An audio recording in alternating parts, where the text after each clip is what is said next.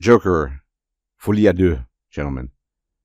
It turns out that this film is the worst comic-inspired film of all time, based on every metric possible. A rare moment in film history where both the critics, who are normally opposed to the Chud's opinions, are actually in agreement with the Chuds. This is just a bad film across the board. Now, I've not watched it. I'm not going to force myself to watch it. But the first Joker, the only Joker, which should have been, was an excellent film. And there are two factors that led to this disaster of a film. The first factor was just greed. The original Joker film was made on a relatively tight budget, but completely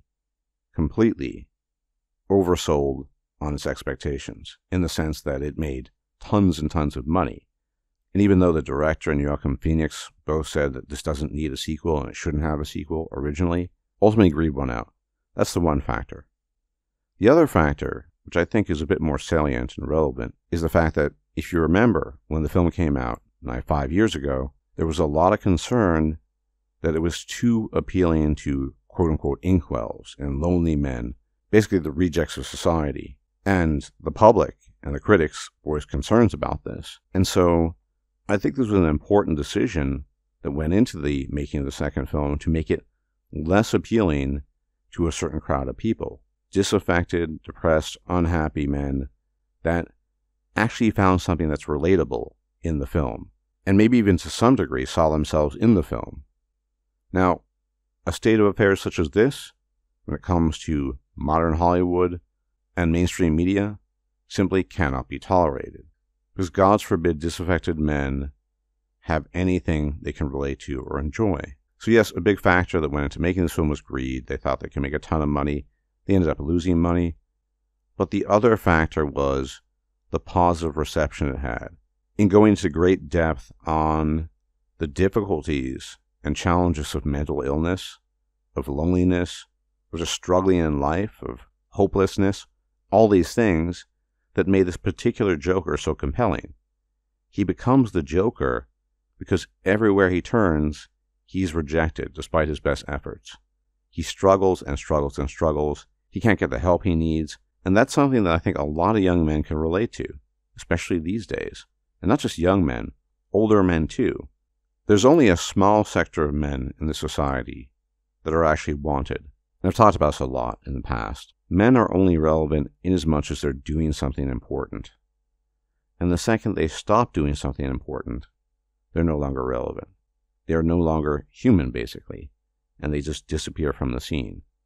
Well, the majority of men are not doing anything particularly important, especially if they're struggling with some serious issues, which is why this film was so appealing at the time when it came out to a certain subsector of the audience.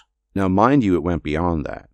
Even the normies thought it was good. Just based on Joaquin Phoenix's performance, he did a tremendous, stellar job.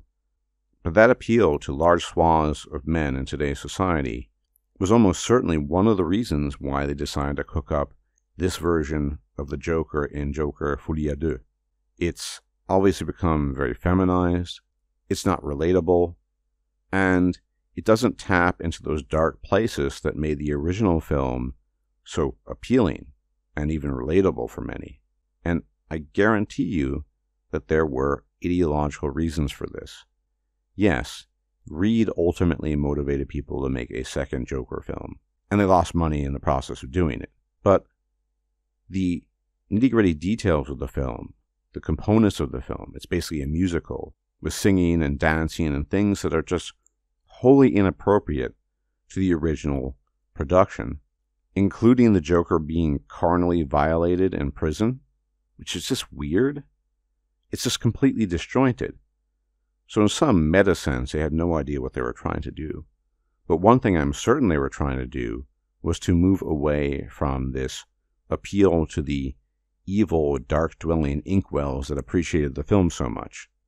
This is just a trend that repeats itself again and again and again. If things become too relatable to a certain subsector of men, then you have to reverse course. They're always worried about this. Now, they claim they're worried about violence and what have you. And at the time of the original Joker, they even claimed that the film would promote violence and lead young men astray to engage in violence. Of course, none of that happened. But really, at the end of the day, this is about a type of misinjury.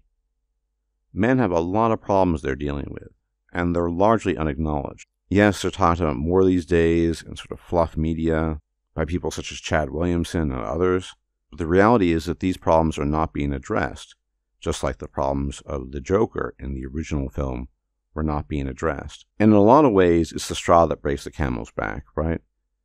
It's not enough that you have all these problems and you're struggling in life and there's no hope. You can't even have something you can relate to. Just a small piece of comfort in the vast landscape of darkness. And you see this across the board in media.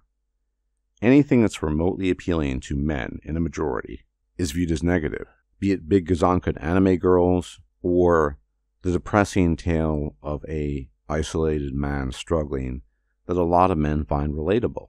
I mean, Joachim's performance at the time was so powerful that even normies woke up to some degree, not realizing that there are people out there who are living this type of life. This wasn't just a performance for a lot of people. This was their life in a nutshell. And because of that appeal, because men found some kind of solace, some kind of succor in that, Hollywood said, we're not going to do this again. And so they created this monstrosity of half musical, half dance, half who the hell knows what it is, that has effectively nothing to do with the original and nothing to do with the theme of the original. I'm not going to touch this film with a 10-foot pole. If you want to inflict this upon yourself, go ahead. But the film does raise the question, is it possible to make a piece of art these days, like the original Joker was, have a positive reception from many people, especially from the undesirables, and for that to be acceptable? I mean, not everything needs to appeal to everyone, but the distaste and even hatred of the common man has grown to the degree where you're not allowed to have anything you appreciate unless it's super fringe, if it's even a little bit mainstream and appeals even a little bit to the broader masses, and there are too many of the undesirables who like it too, then it needs to be banished from this reality. And that's what happened with Joker Folie A Deux, a weird mishmash of feminized nothing that doesn't have a message of any particular sort, that doesn't even know what it's about as a film. Now, I think Blade Runner 2049 was one of the most underappreciated films of the previous decade. I thought it was an excellent film, for many of the same reasons why I thought The Joker was such a good film. You have this isolated guy trying to deal with the unpleasant reality that is life. Yes, it turns out that he's not human, but all the things that he deals with in that film are very relatable. And apparently they're working on a new Blade Runner film with a different director, and I don't trust that really. And I think, again, it's going to move away from this darker, self-reflective, relatable factor that went into these films that made them good, that made them appeal to a certain audience, into just generic slop of the sort that we see in The Joker Folie A Deux. In any event, as always, thank you for tuning in. Many special thanks to my patrons on Patreon and my donors on PayPal. Without you, this channel couldn't exist. Very much appreciated. And if you can leave a like, comment, share, and subscribe, and hit the bell icon to be reminded of my videos, a lot of people are not being notified. Be much appreciated. If I'm still alive, I'll check you out next time. Until then, may the gods watch over you. Bye-bye for now.